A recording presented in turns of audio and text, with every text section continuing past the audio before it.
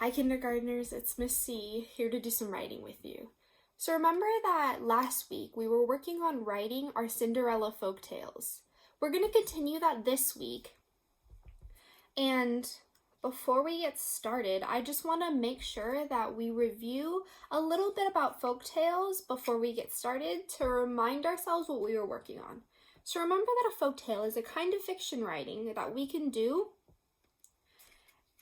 And we know that folk tales are just stories that have been told time and time again. Authors do something called writing down, where they add or change parts of a folk tale to make it a little bit more interesting to them or to make it more personal to them.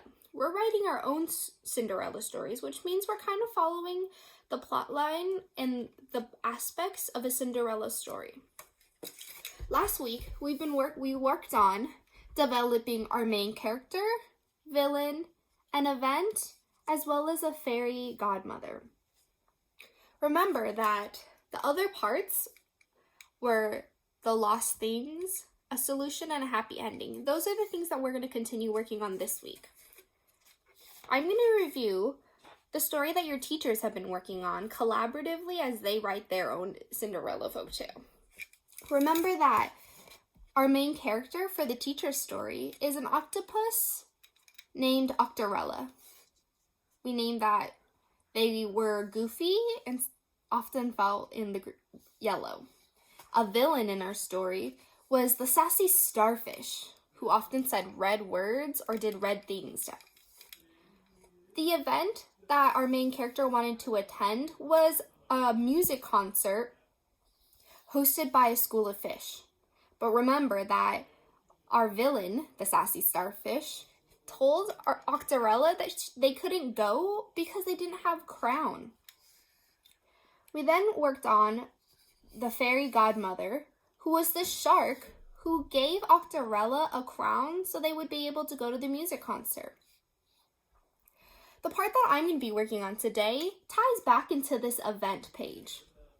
We know the event that our Octorella, or our main character, wanted to go to. So now, with the help of their fairy godparent, or the fairy godmother, Octorella is able to go to the concert that they want to go to. This is the event, the big event that they have wanted to go to. So that's the part that we're going to be working on today. What happens after the fairy godmother visits your main character?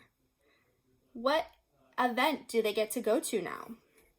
I know that Octorella wanted to go to a concert, so I need to draw or write about how Octorella goes to that concert now that they have their crown.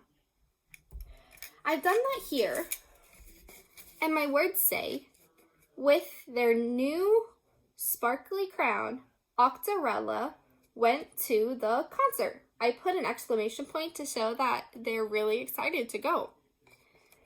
In my picture, I showed the event, the concert that they want to go to, as well as any key details like the sparkly crown that they now have.